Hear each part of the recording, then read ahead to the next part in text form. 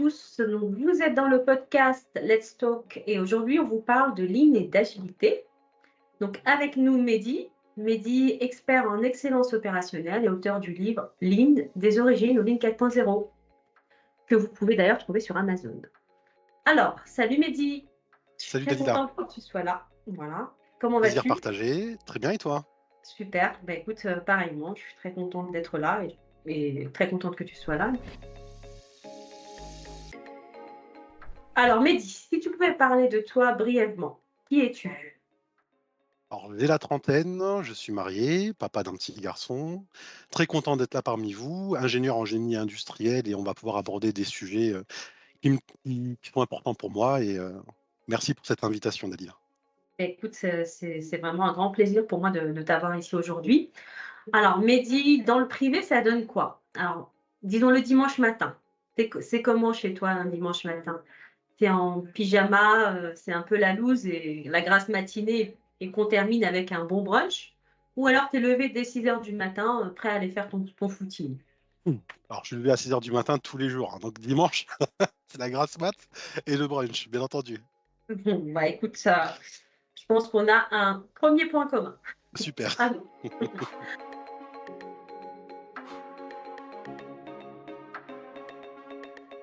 Alors, aujourd'hui, tu es là pour nous parler d'un sujet. Donc, le sujet, c'est l'innovation ligne et agile, catalyseur de Tout à fait, l'excellence opérationnelle dans la transformation digitale. tout à fait. Alors, ça fait beaucoup de notions et de concepts que tu rassembles dans un même sujet. Est-ce que tu peux déjà nous dire ce qui les relie les uns avec les autres et nous dire tout simplement ce que tu as envie de partager avec les personnes qui vont regarder cette vidéo? Tout à À fait. toi la Alors, parole. concernant le sujet, donc l'innovation lean et agile, déjà, qu'est-ce que ça veut dire? C'est comment, dans ce monde qui est en perpétuelle évolution, notamment grâce à la mondialisation, grâce à toute cette interconnexion qui fait que toutes les dernières technologies, les dernières recherches scientifiques sont disponibles et en plus gratuitement par tout le monde, ça nous oblige à être de plus en plus compétitifs le plus rapidement possible. Alors pour ça, il faut être innovant, il faut faire de l'innovation. Et pour faire de l'innovation, il faut soit qu'on s'approprie de nouvelles façons de faire, ou qu'on en récupère des anciennes, qu'on met au goût du jour. Typiquement, j'aime parler du lean et de l'agilité. Donc le lean, c'est comment on peut aujourd'hui, avec les mêmes ressources, avec le même matériel, potentiellement le même budget, comment on peut faire mieux au quotidien. Faire mieux au quotidien, ça veut dire beaucoup de choses. Faire mieux, ça veut dire gagner en qualité, gagner en productivité, réduire les gaspillages, les irrationalités, les variabilités. Comment faire en sorte de mieux faire avec l'existant. L'agilité, c'est un petit peu plus différent. L'agilité, c'est très bien, je souhaite aller vers une direction bien précise, que ce soit pour le développement d'une application, que ce soit pour de la gestion de produits, de la gestion de projets. À la fin, il y a un livrable.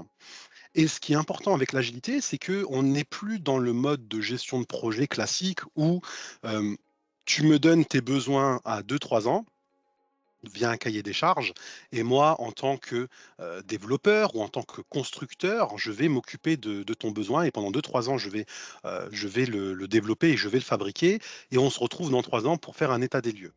Ça ne fonctionne plus comme ça. Aujourd'hui, on est plus dans de la co-création afin que la voix du client soit portée vraiment tous les jours dans la création, dans le développement d'une nouvelle application, par exemple. Et pour faire cela, on doit pouvoir livrer à très court terme, hein, on n'est plus à l'année, mais plutôt au mois ou plutôt aux 2 semaines, on doit pouvoir livrer de la valeur ajoutée régulièrement. Donc on a d'un côté le lean, qui nous permet de faire mieux avec ce qu'on a, et on a d'un côté l'agile, qui nous permet de livrer ce mieux régulièrement et pas non plus tout à la fin. Et quand on allie les deux, ce qui nous fait du lean agile, hein, si on veut, et qu'on a pour cela besoin d'être plus innovant, notamment en combinant ces deux méthodologies dans son système, on arrive à quelque chose qui fonctionne plutôt bien. Et par rapport donc à ce sujet, donc catalyseur de l'excellence opérationnelle dans la transformation digitale, qu'est-ce que ça veut dire? L'excellence opérationnelle, c'est un objectif, mais c'est un objectif qui n'est pas réellement atteignable. C'est plus une vision, une philosophie. La philosophie, c'est je dois faire mieux que ce que j'ai fait hier, mais forcément aujourd'hui, je fais moins bien que demain. Parce que l'objectif, c'est de perpétuellement s'améliorer, de perpétuellement aller au-delà de ses limites. Et donc, c'est ça l'excellence opérationnelle. Et donc, le Lean Agile, c'est un catalyseur pour justement faire le possible pour atteindre, enfin pour s'approcher au maximum de l'excellence opérationnelle, d'autant plus dans un objectif de transformation digitale. Typiquement, vous êtes une entreprise. Dans cette entreprise, il y a des processus métiers, il y a des outils, il y a des équipes qui travaillent ensemble, et il y a une volonté stratégique de l'entreprise de faire une transformation digitale. Très bien. Cette transformation digitale, on peut la faire de plein de façons possibles. Mhm. Certains vont mettre beaucoup de budget pour pouvoir, entre guillemets, imposer des nouveaux outils high-tech 2024, 4.0, tout ce qu'on veut. Ces outils-là sont très performants, mais pas forcément adhérés en termes de conduite de changement auprès des différents collaborateurs. Bien Donc c'est un sûr. scénario qui est un peu compliqué. De l'autre côté, on a des personnes qui n'ont pas forcément beaucoup de budget et qui vont vouloir plutôt aider les personnes à faire leur transformation digitale petit à petit. Ça peut fonctionner, mais le problème, c'est que le faire petit à petit, euh, on n'a pas vraiment un impact groupe, un impact entreprise. Ce qui fait que la transformation digitale, elle sera pas insignifiante, mais elle n'aura pas l'impact désiré. Après, il y a un petit peu l'entre-deux où on se dit, bon, d'un côté, on n'a pas énormément de budget. Donc, il va falloir qu'on réduise les gaspillages, qu'on réduit et qu'on améliore notre qualité pour être sûr qu'à budget égal, on puisse livrer plus de valeur. Et une fois que, donc ça, c'est grâce aux lignes notamment. Mais une fois qu'on a cette valeur en plus, il va falloir qu'on la livre régulièrement pour que derrière, nos sponsors, nos clients, nos collaborateurs ne perdent pas le fil et adhèrent au changement. Et lorsqu'ils ont adhéré au changement, la transformation digitale est d'autant plus simple. Et c'est ce sujet-là qui, moi, me porte à cœur aujourd'hui, c'est de pouvoir aider les entreprises à trouver un chemin pour pouvoir réussir leur transformation digitale, pas forcément en mettant des millions dans des nouveaux outils à la pointe de la technologie, mais plutôt comment on peut améliorer l'ensemble de l'entreprise d'un point de vue méthode de travail, outils, gestion du changement, gestion organisationnelle, et également culture de l'entreprise, tous ensemble, en même temps, et par itération, grâce à l'agilité, parce qu'on ne va pas transformer une entreprise du jour au lendemain. Bien Et sûr. là, changer dans 10 ans, ça n'a pas d'intérêt. C'est comment on peut, petit à petit, incrément par incrément, changer globalement la direction que prend l'entreprise dans ces sujets-là. C'est très clair. Je te remercie beaucoup, Mehdi. D'après toi, quelles sont les qualités que doit posséder un expert Lean? Alors, un expert lean, après, ça peut être des généralités, mais c'est franchement très important. La première des choses, c'est l'écoute. Un expert lean, comme toute personne sur Terre, si on a deux oreilles et une seule bouche, c'est pour écouter deux fois plus qu'on n'entend, qu'on ne parle. Et lorsqu'on écoute plus qu'on ne parle, l'expert lean, il faut faire attention aux personnes qui arrivent dans l'entreprise et qui veulent tout changer parce qu'ils ont effectivement voilà, des bagages technologiques et une boîte à outils méthodologiques très intéressante. L'expert lean, pour moi, il doit savoir écouter pour Bien comprendre, sûr. Mhm. comme un médecin. Un médecin, lorsque vous arrivez chez lui, il ne va pas tout de suite vous donner un traitement, il va vous écouter, vous poser des questions, comprendre quelle est la route cause, donc quelle est la cause principale des symptômes qui sont potentiellement visibles, mais derrière, il y a un problème plus profond, sous-jacent qui s'y cache. Et l'objectif donc d'un expert lean, c'est de bien écouter. Une fois qu'on a bien écouté, c'est aussi d'être force de proposition. On n'impose pas. On n'impose jamais à un client, on n'impose jamais à un collègue ou à n'importe qui. Parce qu'il y a un dicton que j'aime beaucoup, c'est si on m'impose, je m'oppose, si on m'implique, je m'applique. Donc, Mhm. on implique toujours la personne. Voilà. Pour moi, c'est les deux grandes qualités de l'expert lean, c'est l'écoute et être force de proposition et ne pas imposer. Très bien. Merci, Mehdi. Donc, j'ai une autre question pour toi. Donc, si tu devais donner un conseil aux entreprises qui veulent mettre en place un fonctionnement en ligne, quel serait ce conseil ou peut-être ces conseils? Alors, pour moi, le premier conseil que je donnerais à une entreprise qui aimerait mettre en place du lean, il y a quelque chose qu'il ne faut pas perdre de vue, c'est la conduite du changement. Mhm. Souvent, quand on n'arrive pas à mettre en place un projet Lean, c'est pas par faute de budget ou de compétences. C'est souvent que le projet Lean, il n'est pas forcément accepté en soi, ou on a du mal à sortir des personnes entre guillemets de la prod pour qu'ils passent plus de temps à faire de l'amélioration continue ou des chantiers Lean. Moi, ce que je donnerais comme premier conseil, c'est de se dire bon, il va falloir qu'on attaque fort, qu'on attaque vite et qu'on montre à quel point le lean a beaucoup de valeur ajoutée. Et donc Mmh. pour ça, on va prendre ce qu'on appelle un chantier pilote.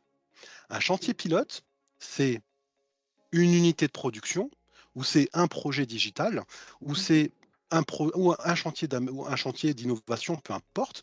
On prend un chantier pilote qui est entre guillemets vraiment avec un très bas niveau en termes de maturité. Donc un projet où il y a de quoi faire, où il y a beaucoup de travail, mais qui a aussi avec une forte valeur ajoutée. En gros, hein, en d'autres termes, il faut Oui, prendre un projet où le avant-après, il est incroyable. C'est pas d'accord. forcément un projet qui va coûter beaucoup d'argent, c'est Mmh. un projet qui, dans l'avant, on va se rendre compte que oui, il y avait très peu de valeur ajoutée, c'était très rigide, c'était très lent, on avait du mal à montrer vraiment ce qu'on aimerait faire. Dans une industrie, ça peut être un chantier 5S. On prend un atelier, qui est le plus moche possible, Mmh. on le retape complètement grâce, par exemple, à la méthodologie 5S pour que l'après soit d'autant plus exceptionnel. Est-ce que ça va coûter plus cher?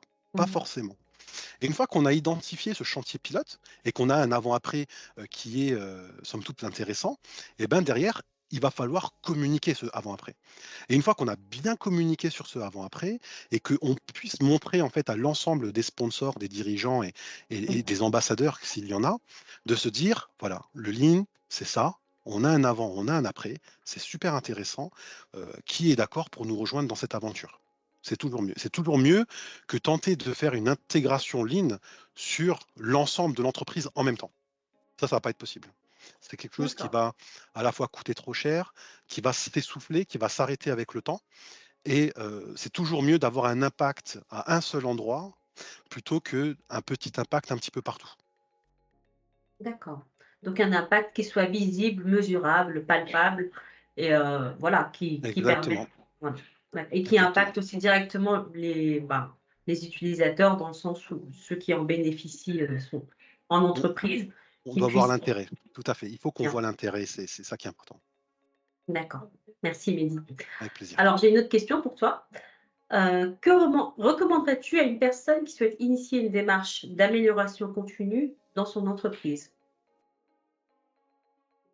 Dans une entreprise, on a souvent si vous voulez, enfin si tu veux Dalila, mais globalement pour tous ceux qui nous écoutent, on a beaucoup de freins. On a des blocages dans une entreprise. Mmh mh. Lorsque vous voulez faire un projet, peu importe, d'amélioration continue ou pas, il va falloir faire un sociogramme. Dans ce sociogramme, on doit identifier qui est programme et qui est anti-programme par rapport au Mmh. projet que vous voulez faire Bien sûr. et qui a beaucoup d'influence et qui n'a pas d'influence dans les acteurs autour de vous. Mmh. Pourquoi il va falloir faire ça? Parce qu'il va falloir identifier qui est programme et très influent dans l'entreprise, qu'on va nommer sponsor, Les qui est aliments. qui est anti-programme et qui a aussi beaucoup d'influence, bah, ces personnes-là, il va falloir négocier avec eux, mais avec un sponsor. Le problème, c'est que si vous avez de la chance et que vous proposez votre projet à quelqu'un qui est de fait un sponsor, ça se passera bien. Vous allez avoir le budget nécessaire, le temps pour mettre en place ce projet d'amélioration continue. Par contre, si en face de vous, vous tombez sur quelqu'un qui est anti-programme ou qui a une mauvaise image du lean ou autre, ça risque d'être plus compliqué. Donc le conseil que je donne à toute personne voulant mettre en place une démarche d'amélioration continue, c'est de bien s'entourer de sponsors, de Mmh. champions. Donc un champion, hein, dans le change management, c'est quelqu'un qui maîtrise ce que vous êtes en train de faire et qui programme au changement au niveau opérationnel et qui va pouvoir vous aider au quotidien. Donc Mmh. il vous faut un sponsor et un champion et il va falloir travailler la partie amélioration continue en haut de l'entreprise et pas en bas. Ça peut surprendre parce qu'on se dit: «Mais la valeur ajoutée, là où on l'a, elle est au niveau opérationnel. Pourquoi Oui. faire de l'amélioration continue au niveau, management? À quoi ça sert?» Ben, finalement, c'est que si on arrive à prouver que le lean fonctionne également au niveau management, donc en Mmh. haut de l'entreprise, dans les hautes sphères et qu'ils voient qu'il y a de la valeur ajoutée, eh ben, on n'aura plus aucun frein pour le faire dans les strates plus bas dans l'entreprise, qui eux ont beaucoup plus de valeur ajoutée à apporter. Mais si vous commencez dans votre coin, entre guillemets, à une strate opérationnelle, vous risquez d'être confronté à des freins. Et c'est ce qui est dommage. C'est ce que moi j'ai pu vivre dans mon expérience en tant que consultant d'excellence D'accord. opérationnelle, Mhm. c'est qu'effectivement, vouloir apporter de la valeur ajoutée directement au niveau opérationnel, parce que c'est là où il y a le plus de valeur ajoutée, parce que c'est là où Bien il y a sûr. la production. C'est ici, c'est au niveau opérationnel qu'on crée de la valeur pour une entreprise. Un manager ne crée pas de valeur, de fait. Mais lorsqu'on commence à travailler le change management et à propager en fait cette culture de l'amélioration continue au niveau hiérarchique, c'est beaucoup plus simple de faire redescendre les vertus en bas, plutôt que de le faire en Mhm. bas et d'essayer de prouver que Donc, ça fonctionne en haut. Voilà, c'est mon conseil que je donne. parce que les managers, finalement, deviennent les meilleurs ambassadeurs et Absolument, c'est les ça, meilleurs alliés. D'accord. tout à fait. Très bien. Bon, bah super. Merci beaucoup d'avoir répondu à ces questions, Mehdi. J'ai la question qui tue pour toi. Si tu avais une baguette magique, qu'est-ce que tu aimerais éliminer dans le monde de l'entreprise? Hmm. Je, de fait, je suis quelqu'un qui a un esprit scientifique, Donc la c'est-à-dire magie que, n'existe pas. bah voilà, enfin, j'ai un esprit scientifique, ça veut dire que pour moi, ça fonctionne pas, il y a des raisons, il y a des obstacles, on peut enfin, c'est assez, pragmatique comme, état d'esprit, mais pour moi, ce qu'il faut enlever, c'est l'ego. Parce L'ego? que l'ego. D'accord. Parce que souvent Intéressant. Mmh. souvent l'ego en Mmh. entreprise, quelqu'un qui est pragmatique et scientifique, qui pour lui, il va voir: «OK, j'ai testé une solution, ça n'a pas fonctionné, je passe à autre chose». Là, aujourd'hui, on est plus en mode: «J'ai testé, enfin, on a testé ma solution, Oui. elle n'a pas fonctionné, je le prends mal Mmh. et je me butine à enfin, je n'arrive pas à changer de mon fusil d'épaule, parce que je suis initiateur de cette idée et le problème en entreprise que je vois aujourd'hui, parmi les différents clients que j'ai pu avoir, c'est que souvent, les personnes ont du mal à prendre des virages, même si c'est des virages passe à forcément à 180 degrés ou à 360. C'est juste que quand on a un esprit scientifique, Oui. on a un objectif à atteindre, on a plusieurs façons de l'atteindre, et si ça ne marche pas, on change tout de suite. Ou on essaye D'accord. de comprendre qu'est-ce qui ne va pas, et on Mmh. répare, et on améliore. Mais Mmh. quand on est très dans l'émotion, et qu'on est par exemple initiateur d'une idée ou d'un projet, et que ça ne fonctionne pas, et ben, malheureusement, on va rester, bloqué sur cet échec et on va pas, se Mmh. relever ou changer son fusil d'épaule. C'est un petit peu le conseil que je donnerais aussi aux entrepreneurs. Un entrepreneur qui a une idée, d'entreprise, Mmh. si ça ne fonctionne pas, au lieu d'essayer de comprendre pourquoi ça ne fonctionne pas et de soit de modifier, d'améliorer ou de changer tout simplement d'idée, va rester malheureusement bloqué sur cette première idée d'entreprise parce que c'est une histoire personnelle et Mmh. elle aura du mal à avancer. Alors que quelqu'un qui se dit: «Bon, ça marche, ça marche pas. Ça marche pas, pourquoi? J'essaye de réparer, j'essaye d'améliorer. Si je n'y arrive pas, je passe à autre chose, mais je ne le prends pas Mmh. personnellement». Après, c'est mon avis personnel, hein, mais Non, c'est très c'est intéressant ce que c'est tu peut-être pas la bonne, hein, mais pour moi, voilà, c'est d'enlever l'ego, garder mmh. l'émotion, il faut garder l'émotion, mais Mmh. enlever l'ego pour pouvoir avancer parce que malheureusement, j'ai trop de clients encore aujourd'hui qui Mmh. restent bloqués sur leur position parce qu'il y a encore leur nom en bas de la slide. En entreprise, on est nos propres freins Exactement, oui. et parce que les personnes autour de toi, imaginons que tu es sur un projet, ce projet ne va pas vers la direction que tu aimerais, l'ensemble de tes collègues va te dire: «C'est pas grave, c'est pas grave, des projets, il y en Bien a sûr. d'autres, les échecs, ça fait avancer». Sauf qu'aujourd'hui, c'est pas le cas. Beaucoup de personnes se résignent à cet état d'échec et ils ont Mmh. du mal à avancer. Comme certains qui restent aussi sur leur facilité et leur succès, alors qu'il faut continuer à avancer, il faut continuer à progresser et certains, lorsqu'ils ont atteint un succès, un niveau d'état lean ou agile dans l'entreprise, ils ont peur de tester des démarches pour aller à l'état de maturité au-dessus, par peur de sortir de cet état de succès, de se reprendre un échec, mais à un niveau un peu plus haut. Donc la peur de l'échec, finalement, c'est ça, c'est les freins, c'est d'abord nos les freins qui sont en nous. C'est pas vraiment dans l'entreprise, effectivement, on peut avoir des freins au niveau de la hiérarchie, Oui, ça c'est des pas grave, choses ça c'est comme ça et le cetera. mmh, c'est le jeu, Mais c'est les le plus jeu. gros freins, finalement, sont en nous. sont Les en nous plus gros et freins sont en nous et si j'avais une baguette magique, je ferais en sorte que tout le monde gagne plus en confiance en lui, mmh qu'on ait aussi moins d'ego et moins d'a priori sur son travail et que tout le monde s'entraide pour pouvoir avancer vers la même direction. finalement Mais avoir en un enlevant toutes ces esprit, barrières mentales, hein. Voilà, c'est oui, d'enlever ces voilà, barrières mentales. c'est un esprit d'innovation finalement. Ah J'innove, bah, je bien sûr, ah bien sûr, j'accepte l'échec, j'avance, je teste, je reteste une deuxième fois, et cetera et je mets de côté un petit peu mes voilà, mes «vieux démons» entre guillemets, tout à pour fait, pouvoir c'est avancer. exactement ça. Je sais que tu as écrit un livre donc sur le Lean, comme je l'ai dit en introduction. Est-ce que tu peux nous en parler, rapidement et nous le présenter? Tout à fait. Alors, des livres sur le lean, il y en a beaucoup. Mmh C'est mh. beaucoup des livres méthodologiques, c'est beaucoup aussi des livres, d'expérience, hein, de certaines, grandes personnalités qui expliquent comment eux, ils ont vécu le lean dans leur entreprise et ce que j'ai remarqué, c'est qu'il y avait, potentiellement un aspect du lean qui était pas, qui en tout cas qui ressortait pas très bien. Ou en tout cas dans la littérature française, ne ressortait pas très bien. Dans la littérature anglaise, il y en avait enfin anglophone, il y en avait peut-être un peu plus, mais encore une fois, ça n'était pas si simple à trouver. Et Mmh. moi, mon livre, il explique l'évolution du lean depuis le Taylorisme jusqu'à nos D'accord. jours, qui explique Mmh mh. comment on est passé en fait du Taylorisme jusqu'au Fordisme, jusqu'au Toyotisme, Mmh.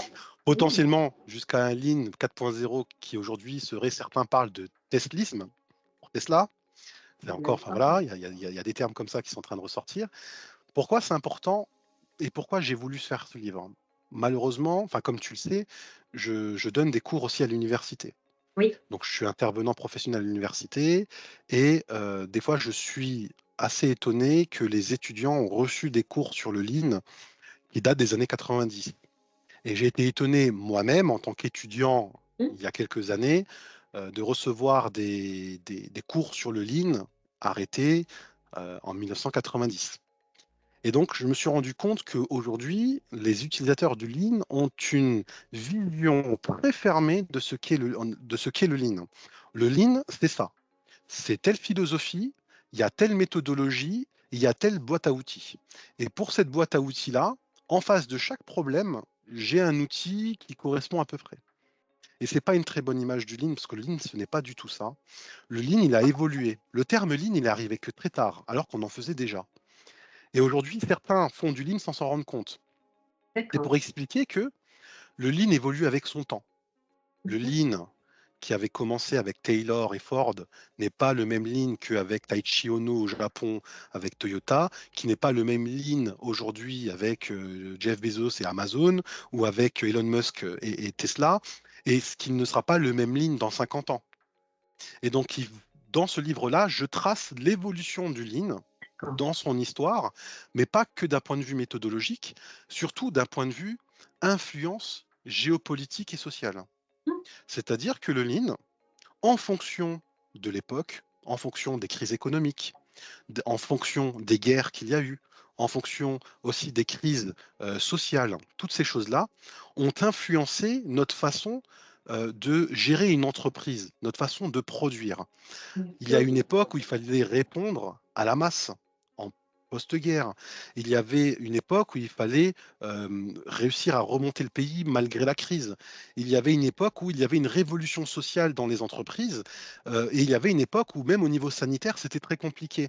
Et donc toutes ces choses-là, toutes ces péripéties qui sont arrivées sur le monde, ont fait qu'on a géré notre entreprise différemment. Et le lean s'est adapté à ces différents changements au niveau du monde. Donc c'est pas une méthodologie qui est fermée, parce que j'ai eu des cours, personnellement en tant qu'étudiant, par exemple, que le lean et les nouvelles technologies ne seraient jamais compatibles, ce qui est totalement faux. On le voit aujourd'hui que le lean et l'industrie 4.0 sont totalement compatibles et qu'aujourd'hui on a des outils lean qui sont, tout à fait accouplés avec des intelligences artificielles. Et c'est ça qui est D'accord. intéressant. C'est de se dire que finalement, non, le lean, ce n'est pas simplement que ce qu'on voit aujourd'hui ou ce Mmh qui a mh. été hier, mais une méthodologie et une philosophie qui évolue à travers le temps. Le lean que j'enseigne aujourd'hui, si je suis amené encore à enseigner dans 10 ans, ne sera Oui. pas le même. Et D'accord. potentiellement, il y a 10 ans, je ne l'aurais pas enseigné de la même façon. Donc c'est ça qui est important dans ce livre-là, c'est que c'est une Mmh. méthodologie, une philosophie qui a évolué dans le temps et pour moi, c'est important de comprendre comment le lean a été dans le passé et Oui, pourquoi il a évolué et comment il a été influencé pour comprendre ce qui va devenir dans le futur. Et pour moi, c'est d'accord, ça qui est important. Donc c'est ça que j'écris dans ce très livre. bien. Donc on va dire que c'est le livre qui est le plus à jour aujourd'hui, qui existe sur le marché sur ce sujet-là? Ah, je peux pas dire ça, mais en tout cas, c'est un livre que j'ai commencé à écrire pendant le Covid, D'accord. et que j'ai terminé, récemment. Donc c'est le livre le plus récent, pour moi, hein, personnellement. Mais effectivement, je trouve que ça apporte pas forcément de la nouveauté en termes de on va pas redécouvrir le Lean dans ce livre-là. Bien sûr. On va comprendre comment il a été influencé et comment il sera influencé à l'avenir et ça, c'est quelque chose qui effectivement, dans la littérature, on a à chaque fois une description du Lean qui est arrêtée à un moment clé. Mais il n'y a pas vraiment un livre qui retrace l'histoire globale du Lean avec, D'accord. une influence précise suite à des événements, spécifiques. Voilà, donc Bon, peut-être que ça existe, j'espère pas. Ou en tout cas, voilà, je serais très heureux d'accord. si vous puissiez, lire ce livre et m'en faire un retour, bien entendu. En tout cas, je rappelle qu'il est disponible sur Amazon, donc n'hésitez pas à aller, Merci. le consulter et l'acheter. Voilà. Ben, merci beaucoup, Mehdi. Est-ce que tu as une dernière chose à partager du coup? Alors, dernière chose à partager, je suis quelqu'un qui aime bien, j'ai cet esprit un peu pédagogue, donc dès que je tombe sur des articles, dès que je tombe sur les dernières revues scientifiques ou dès que je vis quelque chose un petit peu atypique en entreprise, j'aime bien le publier sur LinkedIn. Donc si vous souhaitez me suivre sur LinkedIn pour regarder un petit peu aussi, N'hésitez pas voilà, n'hésitez pas. Moi, à je vous serais ravi abonner. de pouvoir discuter avec vous aussi et de partager régulièrement, mon savoir et mes expériences au quotidien. C'est super. En tout cas, moi, je te suis sur LinkedIn. J'aime beaucoup tes articles. Donc, Merci, merci Dalila, voilà. merci. Ben, écoute, je te remercie infiniment pour tout ce que tu as partagé avec nous. Et voilà, je remercie aussi, vous qui écoutez ce podcast, je vous remercie de l'avoir écouté. Et je vous propose de continuer à nous suivre sur les réseaux sociaux parce que d'autres invités, passionnés viendront aussi partager, sur d'autres thématiques. Donc, encore une fois, merci Mehdi et Merci à ciao toi. et à bientôt.